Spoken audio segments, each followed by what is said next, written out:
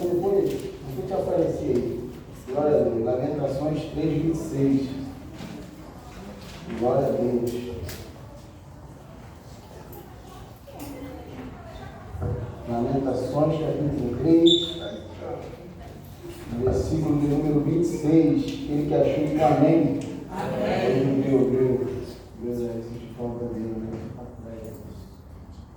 Lamentações 3:26.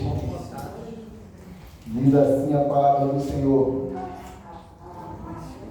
bom é ter esperança e aguardar em silêncio a salvação do Senhor. Bom é ter esperança e aguardar em silêncio a salvação do Senhor. Bom é ter esperança e aguardar em silêncio a salvação do Senhor. Glória a Deus. Eu quero nessa noite trazer essa mensagem, uma reflexão para nossas vidas, de como nós temos esperado, como nós temos aguardado o socorro do Senhor. Quero trazer o contexto do versículo, quero trazer algumas passagens para aplicar esse versículo e concluir com Jesus nas nossas vidas. O livro de Lamentações, possivelmente, ele foi escrito no período de invasão de Judá ou no período do seu cativeiro. Nós dizemos isso porque o livro traduz o sofrimento que o pecado e a desobediência trouxe para esse povo. Nós vemos nos poemas desse livro o profeta Jeremias convidando o povo a um arrependimento, convidando o povo a uma reflexão, pois o povo estava em uma situação de desesperança, porque eles haviam perdido tudo. Eles haviam perdido suas casas, eles haviam perdido o seu templo, eles haviam perdido a sua liberdade, eles haviam perdido tudo que lhe era importante. Então eles estavam numa situação de desesperança. Então, como eu disse, nesse cenário, o profeta ele convida o povo a refletir a respeito da mão de Deus que estava sobre eles em forma de juízo.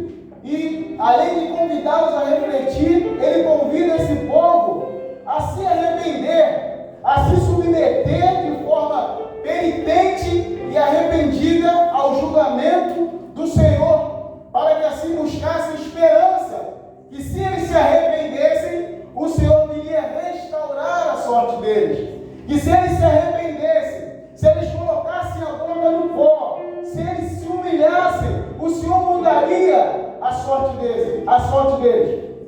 E esse comportamento que o profeta convida ao povo também não é diferente nas nossas vidas, porque às vezes nós podemos tomar decisões erradas, nós podemos seguir caminhos errados, e isso pode trazer consequências para nossas vidas. Mas se nós nos arrependermos, mas se nós mudarmos a direção da nossa vida, se nós nos humilharmos perante o Senhor, Ele não só nos perdoa, como Ele muda o nosso quadro, como também Ele restaura a nossa sorte. Então, independente da situação, se foi causada por nós, ou se é uma circunstância da vida, ou se é um processo que o Senhor está permitindo que nós venhamos passar, eu quero fazer uma pergunta: como nós temos esperado o socorro do Senhor para nossas vidas?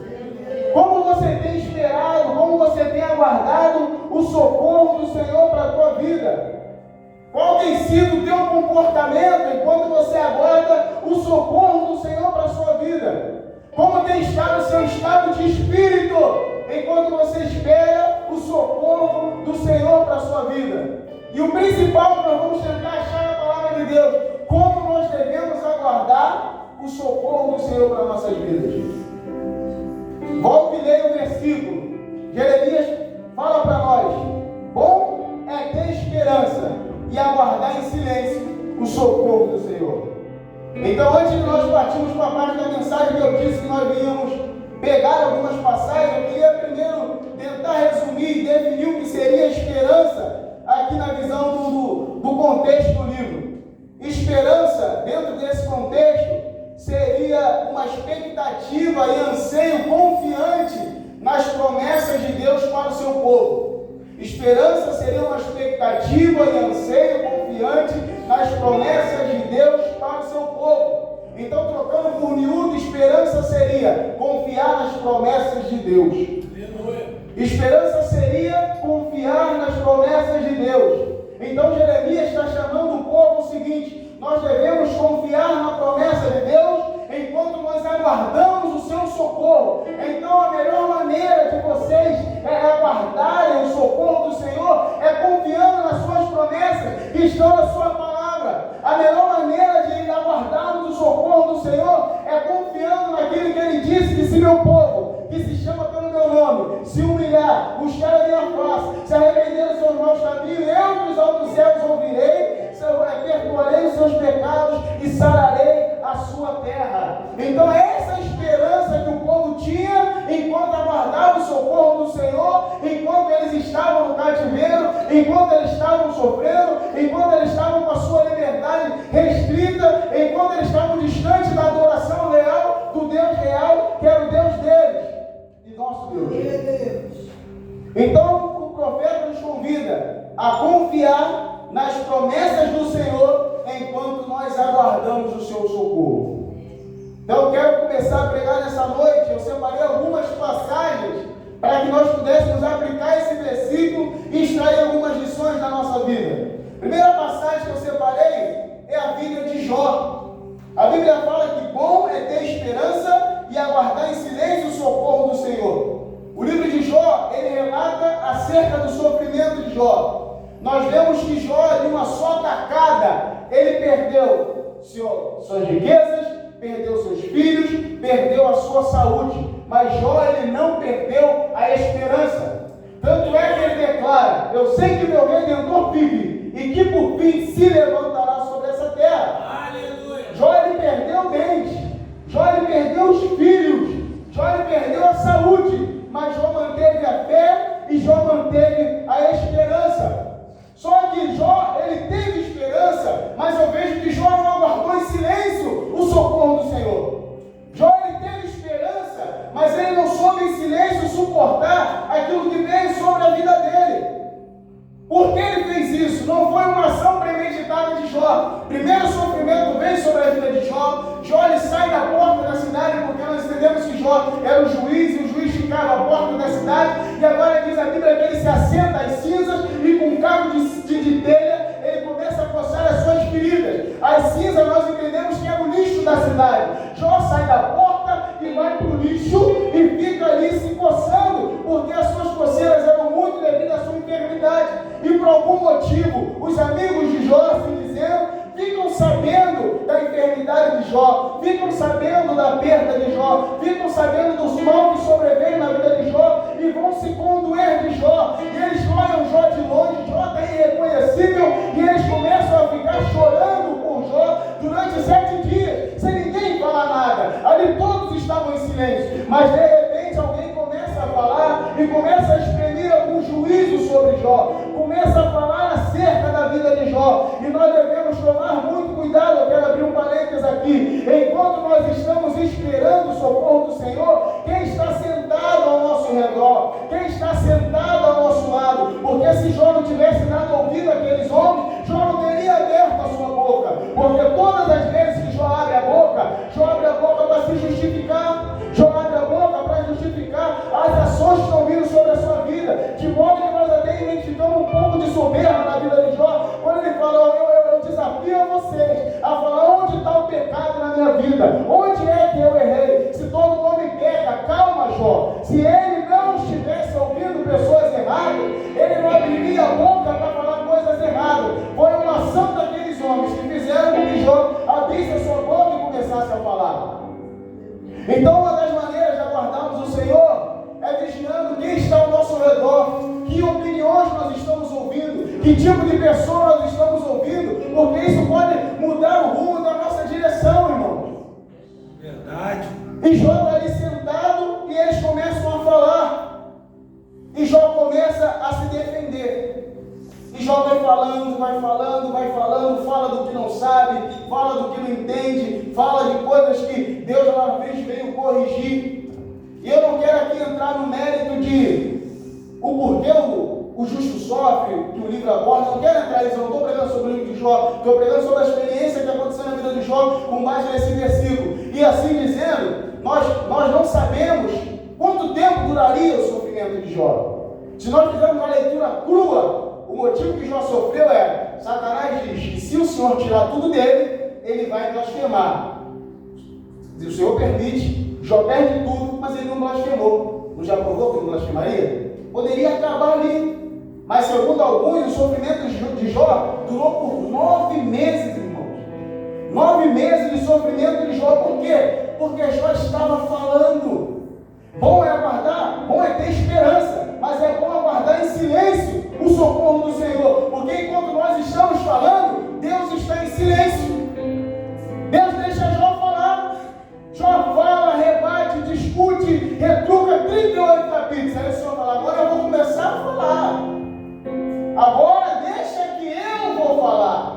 Quando Jó resolve se calar, Deus agora resolve falar. Porque quando nós falamos, Deus se mantém em silêncio. Mas quando fazemos silêncio, Deus fala. E quando Deus fala, é para decretar a vitória. Quando Deus abre a boca para falar para Jó, agora é para mudar o cativeiro de Jó. Então, trocando por miúdo, quer sair logo dessa prova? Tem esperança, mas tem um posicionamento correto. Tem esperança, vigia com quem você está andando. Tem esperança, vigia aquilo que você está ouvindo. Tem esperança e aguarda em silêncio o socorro do Senhor. Poderia acabar ali. Perdeu tudo, não blasfemou, fez uma declaração linda nos primeiros capítulos, mas entendemos que durou 9 meses. 9 meses de falatório. 9 meses de gente falando. 9 meses de Jó tendo que se justificar. Eu tenho muito esse mal, eu tenho pedido muito a Deus para me ajudar a parar com isso de querer buscar justificativas das pessoas. Se faz sentido para você, estou falando de pecado. Faz sentido para você? Amém. É tua mente. Não precisa querer buscar a aprovação do outro. Aí fica se explicando, aí fica falando, aí não sei o quê, aí tal. E Jó está tentando aqui buscar explicação, falando que na verdade ele era o juiz. Eles vão falar: você, Jó, roubou viúva. De repente, Jó, você não era tão santo assim. Você transgrediu o direito de alguém. Se ele sabia que ele não fez isso, para que ficar falando? Não está entendendo? Busca no Senhor e aguarda em silêncio o socorro do Senhor. Porque certeza ele tinha que o socorro viria. O apóstolo Paulo fala: que por isso falei, ele sabia, por isso ele declara: meu Redentor vive, e que por fim se levantará sobre essa terra. Ele já sabia que o socorro viria, então para quem está falando? Para quem está se defendendo? E o Senhor traz essa ideia, esse posicionamento para nós nessa noite. Agora tem esperança, mantenha sua esperança, mas aguarde em silêncio. E vigilante com quem está no seu lado no processo da espera. Porque eram amigos, mas fizeram o papel de inimigos. Então devemos ter cuidado com isso. Quem se achega ao nosso lado nesse momento? Já deu a primeira palavra? Joga dele perceber que eu vou sair daqui. Vocês ficam por aí. Boa noite, obrigado por ter vindo. Eu vou voltar para minha casa. E vou ficar ali dentro. Mas não. Retruca daqui, fala dali, fala de lá, e ninguém dá o braço a torcer, até que um jovem fala o que tinha que ser falado, até que na hora do juízo, Deus nem fala dele, só fala dos amigos de Jó, e fala agora vocês voltam lá e Jó vai ter que olhar com vocês. Mas quando Jó se cala, se cansa de falar, Deus, agora é minha vez. Estava falando demais, eu não discuto com ninguém, eu não bato boca. Quando você está falando, está com a tua razão, deixa que está com a tua razão, aí eu vou trazer a verdade que está acontecendo. Então, tem esperança, mas aguarde em silêncio. Porque quando nos silenciamos, Deus fala. E quando Ele fala, é para mudar o nosso cativeiro. Amém. Segunda passagem que eu separei nessa noite, para aplicar esse versículo, é a vida de Saulo de Tarso, que lá na frente vai virar Paulo. Nós vemos na Bíblia que Saulo, ele era fariseu, era da tribo de Benjamim, uma das tribos, depois da tribo de Judá, porque a promessa estava sobre ela, era uma das tribos mais estimadas, pois essa tribo foi a tribo do primeiro rei de Israel. E Saulo era o nome de Saul, segundo o Obreiro Bíblico já nos ensinou, porque ele conhece o hebraico, já não tem tanta intimidade, não vou tentar explicar tudo. Mas era o nome helenizado de Saul, o nome de Saulo. Era o nome helenizado. E ele descarregava esse nome ele aprendeu aos pés de Gamaliel. Era como se fosse um colégio muito importante hoje aqui da região. Aos pés de Gamaliel. Era uma turma importante. Gamaliel era um doutor da lei lá em cima. Paulo aprendeu ali. Paulo conhecia a lei. Paulo conhecia de filosofia. Paulo sabia das coisas. Mas diz a Bíblia que Paulo, achando que está certo, começa a perseguir o povo de Deus. Saulo, achando que as suas convicções religiosas estavam sendo faladas em nome de Deus, quando na verdade ele não falava em nome de Deus. Temos que tomar esse cuidado quando botamos na boca de Deus aquilo que Deus não botou na sua própria boca e queremos falar em nome dele. E Saulo começa a tomar o partido junto com a sua seita dos fariseus e começa a perseguir o povo, de modo que ele consente ali na morte de Estevão, porque diz a Bíblia que colocaram a capa aos pés de Saulo, a capa de Estevão. Ele estava ali. E diz a Bíblia no capítulo de número 9 que Paulo, não satisfeito, ainda respirando ameaças. Olha, ele tinha um ar de ameaça, um oxigênio de eu quero matar, eu quero fazer. Eu costumo brincar que se Saulo entrasse aqui agora, irmão, Marcos conseguiria talvez dar uma fuga, o diabo da medida conseguiria correr para ali, eu ia ficar vendido, que eu estou aqui, não dá para correr para lugar nenhum, estou no olhar, volto para lá, volto para lá. Ele era um perseguidor que estava a fim de sangue. Ele estava achando que estava certo, estava com as cartas dos fariseus, dos líderes religiosos na mão, para ir lá e prender aqueles que ele chamava do caminho. Mas quando ele chega no caminho, ele tem um encontro com Jesus. Saulo do caminho, ele encontra com o caminho, e o caminho o joga no chão, para que quando ele levantasse transformado. E Saulo cai no chão. O caminho fala com ele, aleluia, o caminho faz promessa para ele, mas antes fala: Saulo, Saulo, por que me persegue? E ele declara: eu estou te perseguindo, Senhor. Quem tu és, Senhor? Eu não persigo o Senhor. Palavra minha acrescentando, eu estou perseguindo a igreja. Mas ele não entende que quando ele persegue a igreja, ele persegue o dono da igreja. Porque quando perseguem a você, que é corpo de Cristo, estão perseguindo ao cabeça, ao dono da igreja. Então você não tem que buscar defender, você tem que buscar entregar ela como Senhor. Aí Saulo está indo na direção das sinagogas. Ele está indo na direção de pegar crente. Agora Jesus fala: teu caminho era para a sinagoga, agora tu vai para a rua chamada direita. Muda a tua direção. Porque quando encontramos com Jesus, a nossa direção é mudada. Quando encontramos com Jesus, o nosso caminho é mudado. E agora o Senhor muda a direção de Saulo. Muda a direção da vida de Saulo. E ele crê que o Senhor fala para ele: vai para lá, para a rua chamada direita, e eu vou enviar alguém para ir lá te buscar. O Senhor faz uma promessa para Saulo: vai, que eu vou mandar alguém lá. E Saulo vai tendo esperança. Porque, como eu disse, ter esperança e confiar na promessa de Deus, relatar para o seu povo acerca das suas bênçãos. Então Saulo vai debaixo da palavra do Senhor. E agora Saulo está lá. E esse posicionamento de Saulo, enquanto espera, que tem a ver com o que Jeremias está falando para nós aqui. Primeira coisa, ele creu no direcionamento do Senhor, senão ele não iria, porque ainda tinha pessoas com eles. As pessoas estavam ali e levaram ele tateando. Ele tinha falado: eu não vou para lugar nenhum, que esse cara me jogou no chão e me deixou cego. Eu vou para onde eu quero, mesmo sem visto eu consigo. Mas não, ele vai. Ele creu no direcionamento e foi para onde o Senhor havia mandado. E Atos dos Apóstolos, capítulo 9, depois você lê na sua casa, versículo 9 e o versículo 11, diz que Saulo estava em silêncio. Mas eu não estou falando do silêncio verbal, não.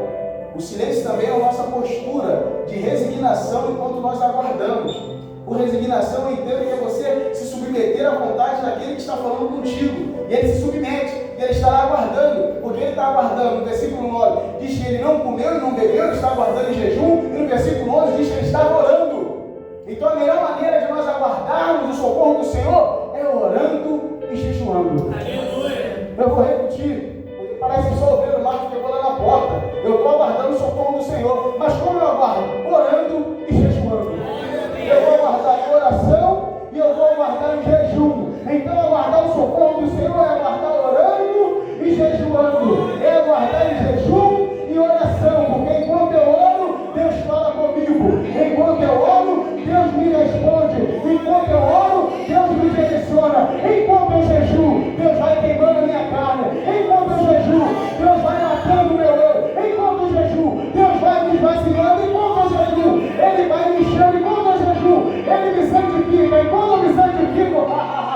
Santificai-vos, porque amanhã farei maravilha no meio de vós. A melhor postura é aguardar orando e jejuando. Aleluia. Te pergunto, como você tem aguardado o socorro do Senhor? Foi o pastor daqui que nós fizemos na consagração aquele dia. E acho também que a diaconisa Cátia já falou sobre isso. Jejuar de 15 em 15 dias é muito bom, meu irmão. Nós estamos em guerra. Alistou-se no exército de Cristo, você já está em guerra. E muitas vezes várias profecias têm vindo sobre essa igreja que estamos vivendo uma guerra. E se estamos vivendo uma guerra, porque coisas grandes Deus tem para a nossa vida aqui, irmão. Glória a Deus. Então nós estamos esperando, todos aqui estão envolvidos numa espera. Então a melhor maneira de nós aguardarmos é com esperança, crendo naquilo que Ele falou. Mas qual é a nossa postura? Em oração e jejum. Orando e jejuando. O apóstolo Paulo está aguardando, orando e jejuando. Enquanto ele estava orando, enquanto ele estava jejuando, o Senhor estava falando com Ananias. Ananias, lá na rua, chamada direita, tem um homem, ele está orando. Eu já estava orando com ele. Olha, o Senhor estava vendo, Saulo, que os olhos do Senhor estão sobre aqueles que esperam. Porque Ele é um Deus que trabalha para aquele que Ele espera. Se Ele trabalha para aquele que Ele espera, Ele está olhando quem está esperando. Como a Monique falou aqui numa oportunidade uma vez, para esperar é diferente de deixar o tempo passar. Como é que tu está? Estou aguardando. O tempo está passando. Está passando. O tempo está passando. Não, esperar é esperar. É aguardar algo que virá. E deixar o tempo passar é você não fazer nada. É você nem mais lembrar daquilo que você está aguardando. Aí joga aquela covardia, vamos criar expectativa. Cria expectativa. E se o não vier, é porque ele tem algo maior. Glória a Deus. Meu Deus. Passei por essa experiência essa semana. Fiz um processo seletivo longuíssimo para trabalhar numa multinacional. Longuíssimo. Chegou, toda etapa que eu fazia, eu achava que não tinha passado, eu passei. Aí passei. Quando chegou a última fase, eu botei tanta gente em oração. Jejum aí. Não, mas hoje é dia da ligação da minha tia. Não, vai jejuar. Jejum comigo. Botei tanta gente em oração, jejum. E aí fui, fiz um processo, cheguei lá, saí meio desesperançoso, meio esperançoso. Quando eu perdi a esperança, eu lembrei do salmo que dizia que uns fazem menção de carros, cavalos, nós, porém, fazemos menção do nome do Senhor. A esperança voltou. Aí já criei expectativa. Aí eu falei, como forma para eu falar que eu estou crendo, eu vou separar minha documentação. Separei a documentação, quando ele ligar já está aqui. Ele ligou segundo, ligou terceiro, ligou quarto, ouvi a mensagem e não passei. Aí eu falei, Senhor, eu acho que tem o melhor para mim. Não vou deixar ninguém. Aí Deus usou o obreiro Brito quando eu estava orando na madrugada. Deus falou comigo num hino. Aí eu falei com ele, eu estava orando em tal horário, eu estava orando por você. Aí Deus me deu um hino a ele, cantou o hino. Glória a Deus. Aí quando eu estava orando, Deus me deu essa visão. Falei, pode entregar. Aí pela fé eu peguei, ele entregou em desenho, fiz o desenho. Ali provou a minha fé. Eu fiquei. Está comigo, Senhor. Aí ele fez o desenho, você pode tu contemplar esse mistério? Falei, posso, cara. Estou tomando posse. E a visão tinha a ver com o que aconteceu comigo naquela semana. Então, eu tenho que ter expectativa sim, eu tenho que continuar querendo sim, porque se o não vier, é porque ele tem algo maior. E a visão falava sobre isso, irmão. Então, esperar é diferente de deixar o tempo passar, como o irmão falou. Paulo não estava deixando o tempo passar, ele estava verdadeiramente esperando, porque ele estava buscando a direção de Deus. Ele estava orando e jejuando, e quando nós estamos orando e jejuando, quando Paulo estava orando e jejuando, o Senhor estava lá falando de Ananias, falando de Paulo para Ananias. Então eu entendo uma coisa, enquanto eu aguardo em jejum e oração, Deus vai falar com pessoas que têm potencial para ser usado por Ele para mudar a minha realidade. Porque qual é a finalidade, Ananias? Vai lá e ora por ele, ele está cego, ele vai passar a ver. Mudou a realidade dele totalmente. E agora, além de ele voltar a ver, diz a Bíblia no capítulo 9, que ele é batizado.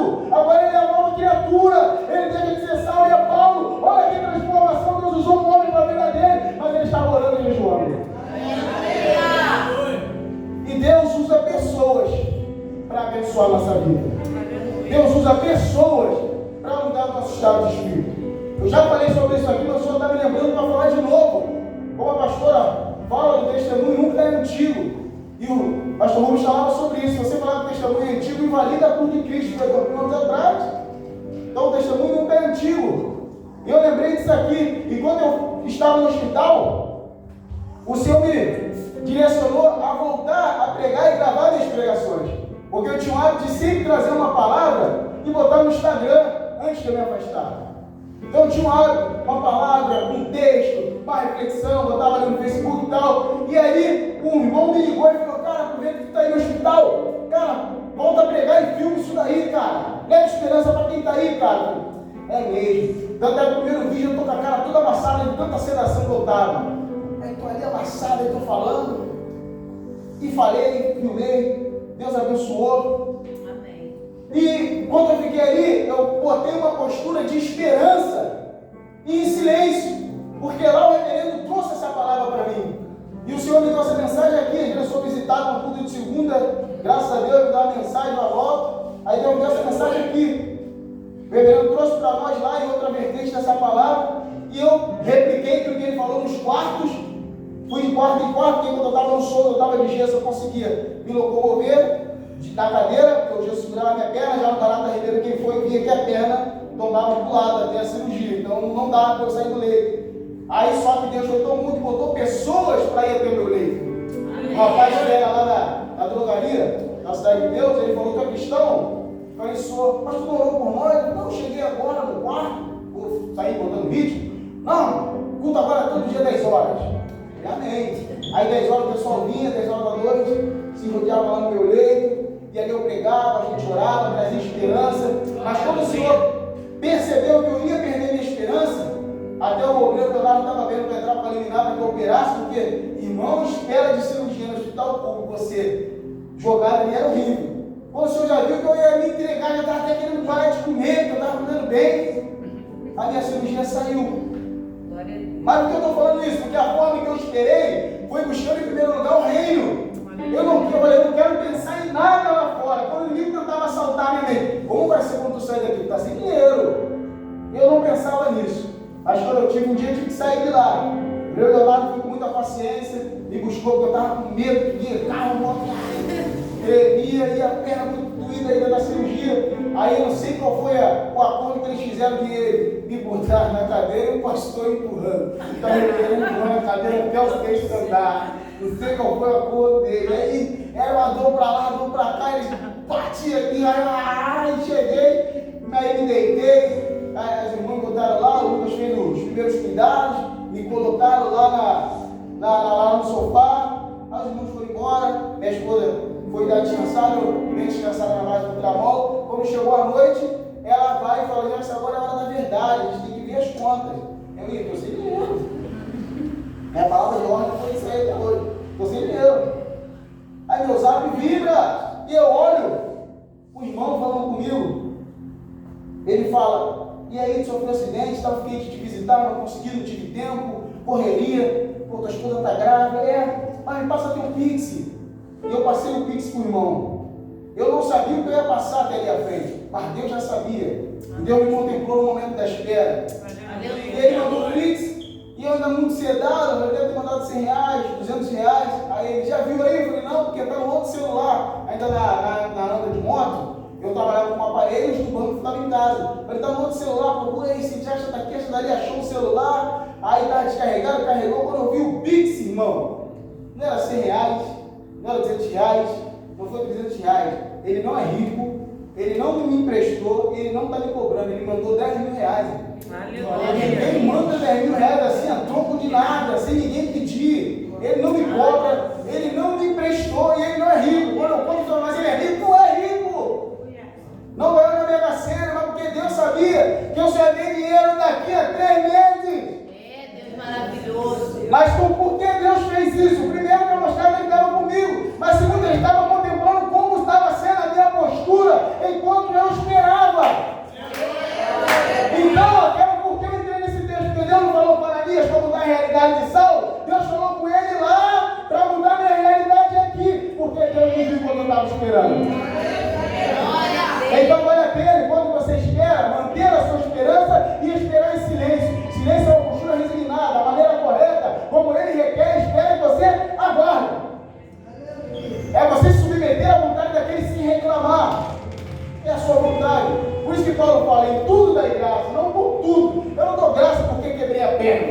quero. Ai, minha perna. Como é que sobe? Só tem aqui agora. Eu dou graças pelo que passei, porque ele tinha um propósito maior e tem, estou trabalhando. Amém. Na graça da perna, não, mas na situação da perna, graças a Deus, eu passei. Foi a forma que ele me resgatou, foi a forma que eu tenho visto a mão dele, foi a forma que eu estou vendo Deus lugar na minha frente. Então, graças a Deus pelo processo. Obrigada, Jesus. E vamos continuando, que a aula já se vai. Uma outra passagem que eu separei é a passagem da Sunamita. A Sunamita diz a Bíblia que Eliseu e o seu moço sempre visitavam a cidade dela. E ela observa aquele homem. E ela fala para o seu marido: esse homem que passa aí é um santo homem de Deus. Esse homem que vai para lá e vai para cá é um santo homem de Deus. Vamos fazer um quartinho para ele? Vamos colocar um espaço na nossa casa para esse profeta se repousar, para esse profeta pousar quando ele passar? E eles fazem isso. Eles semeiam na vida do profeta, eles separam, como diz o amigo meu, um espaço da vida deles para a palavra profética. E o Eliseu pensa assim: o que eu vou retribuir para essa mulher? Chama ela, pergunta o que faz falta na vida dela. Acho que está tudo bem, habita no meio do seu povo, não precisa levar a favor nenhum para o rei, não precisa pedir nada, os impostos estão em dia, o marido dela tem um negocinho que trabalha lá, está tudo bem, está tudo em paz.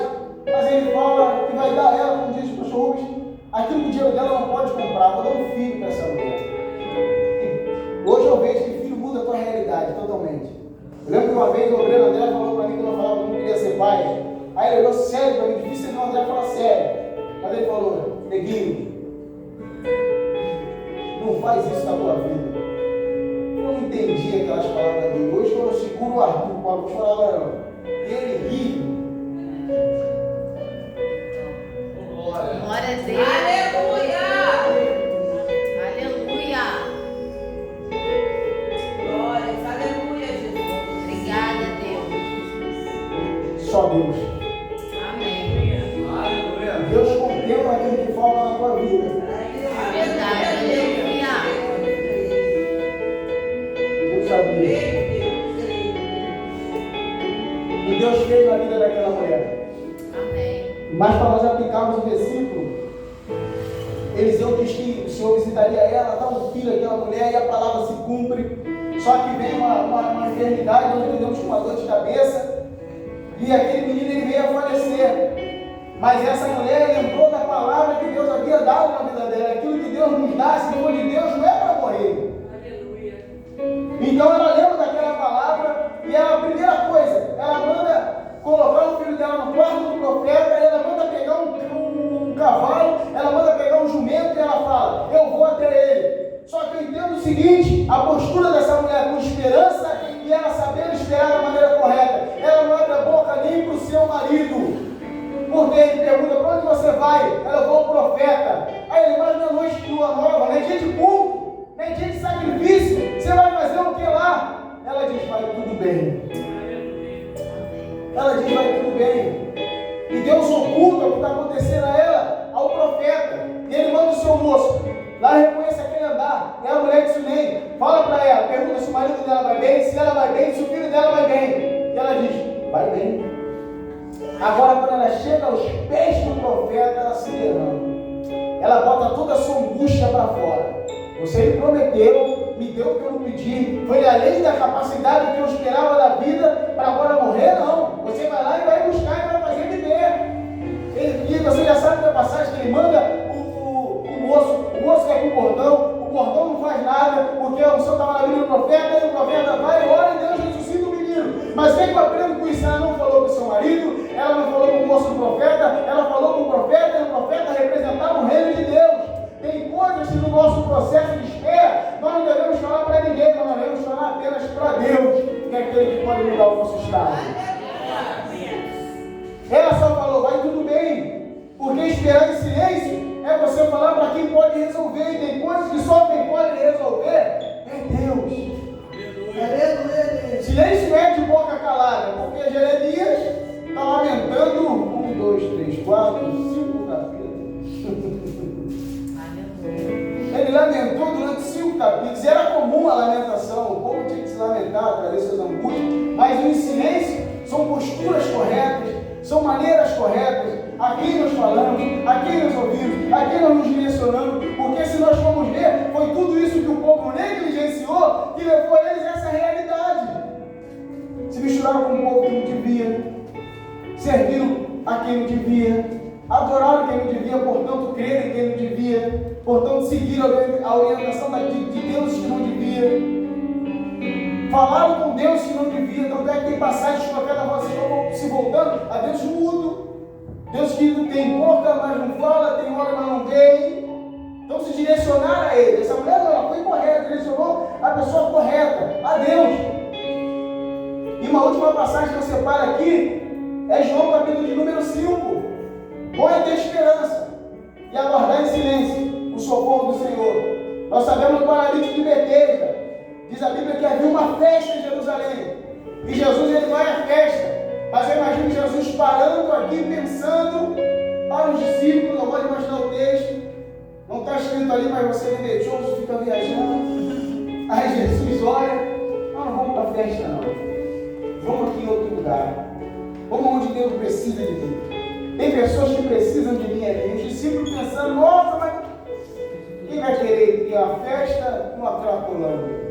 Quem vai querer ir para uma festa e um asilo? Quem vai querer ir para uma festa e um hospital? Aí a pessoa fica no que é. Primeiro ele leva a gente para ir na casa de samaritano. Já tomei banho lá, já dormi lá, passei 3 dias lá, 4, passei dias lá. Agora ele vai no tanque que tem gente fedendo, mas ele está indo lá. Nós temos que estar atento a Jesus, para onde ele vai direcionando o caminho, e vamos atrás dele.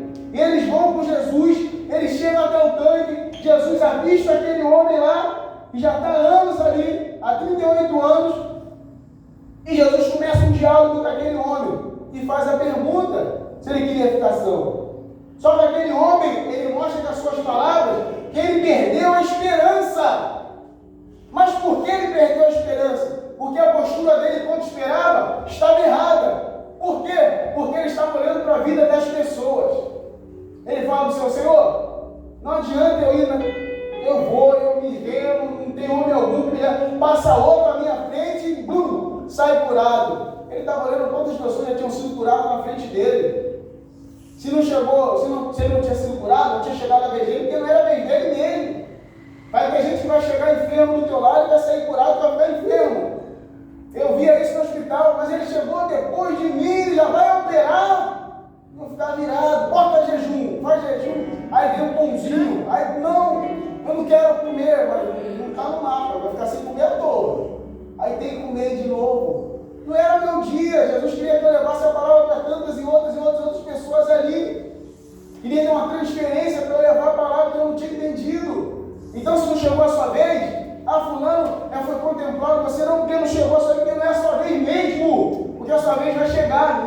E ele perdeu a esperança, porque ele criou uma expectativa errada, achando que o Deus fez na vida do Brito assim, vai fazer na minha vida também. Não, é o mesmo Deus, mas a maneira de ele operar na vida de cada um é diferente. Jesus tinha algo para ele maior ainda. Imagina aquela água suja, tanta gente mergulhando, não tinha piscineiro, não tinha água de cloro. Aí Jesus chega, tu vai sair é cedo, pega o tua cama, levanta e anda. Então ele perdeu a esperança. O primeiro cuidado que nós temos que ter para manter nossa esperança, não criar expectativas erradas. Se esperança é nós cremos de forma veemente na palavra, de Deus, nas promessas do Senhor para o seu povo, a melhor expectativa que nós esperamos é com aquilo que está escrito aqui.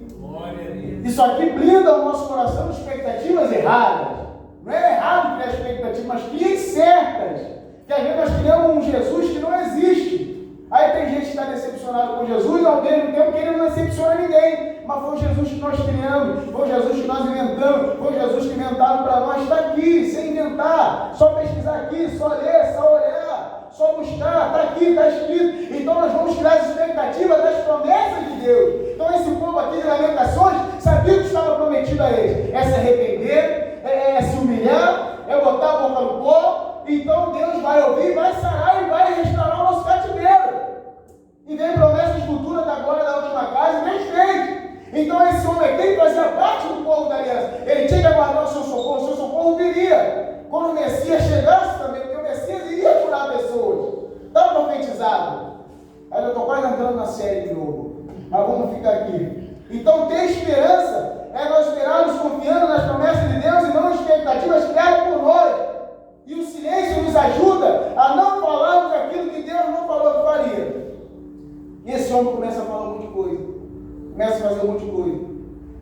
vai, fala para ele, levanta e anda e faz a vida dele coisas inéditas. Ainda mais firme. O Senhor está disposto a fazer na minha e na sua vida coisas inéditas, coisas ainda não feitas. Se nós soubermos esperar Ele da maneira correta, crendo, com esperança e em silêncio, irmão. Aleluia. E como eu disse que para concluir nos levaria até Jesus, a Bíblia nos fala que Cristo Jesus, Ele é a nossa esperança. E como eu disse que esperança é a expectativa e anseio confiante nas promessas de Deus. Cristo é a promessa de Deus que já se cumpriu. Glória. Cristo é o prometido das nações. Desde Gênesis até Apocalipse, a Bíblia fala dele. E Cristo já promete ele, Deus já promete Cristo desde lá do Éden, irmão. Na primeira página da Bíblia, ele virá. No segundo livro da Bíblia, ele virá. No terceiro livro, ele virá. E todos os outros 66, ele virá. Ele virá. Porque ele já veio virar novamente. Ele é a promessa de Deus. Ele é a nossa esperança. Ele é o signo de Deus para a nossa vida. Então Cristo, além de ser a nossa esperança viva, não dizem que a esperança é a última que morre? A nossa morreu e ressuscitou, irmão. Então ela não morre mais. Saia daqui convicto que a tua esperança é viva. E ela não é só viva como ele abriu um vivo e único caminho que nos leva a Deus. Cristo não é só a esperança de Deus para a nossa vida. Ele é o socorro de Deus para a nossa vida. Bom é termos esperança e aguardar em silêncio o socorro de Deus. Por isso eu te pergunto, Cristo já veio, já nos salvou, hoje só tem salvos aqui, já nos salvou, já nos libertou, já nos santificou, e nós ainda estamos esperando Ele, por isso ceiamos, por isso nos reunimos aqui, porque Ele disse que viria. O socorro dele ainda virá. Ele é a esperança que nos socorreu, mas Ele tem um socorro maior, que é nos levar para a glória. E eu te pergunto, como tu tem esperado esse socorro? Aleluia, Jesus. Como nós temos esperado? Perdemos a expectativa de que Ele virá? Já não criamos expectativa da volta de Cristo? Só esperamos Cristo nessa vida? Esperar Cristo nessa vida é você só confiar nas promessas terrenas. Porque o Evangelho tem promessa terrena, tem promessa de nos sustentar, tem promessa de ser conosco, tem promessa de enviar os anjos a nosso favor. E graças a Deus, nós temos visto, eu não consigo ver, mas bastante irmão vê os anjos aqui, e a promessa de Deus está lá em Hebreus 1,14, que os anjos são espíritos ministradores que estão para servir aqueles que vão de herdar a salvação. Então o socorro dele vem, quando ele não vem, ele envia os anjos. Mas ele virá. Eu termino te perguntando, como você tem esperado esse socorro que é a segunda vinda do Senhor? Em jejum? Em oração? Sem expectativa? Ainda crê que virá? Não crê? Como eu disse, é uma reflexão para nós nessa noite. Então termina essa palavra, dizendo para nós, perguntando para nós, para mim também, como nós temos esperado o socorro do Senhor. Aleluia. Glória a Deus pela oportunidade. Glória a Deus.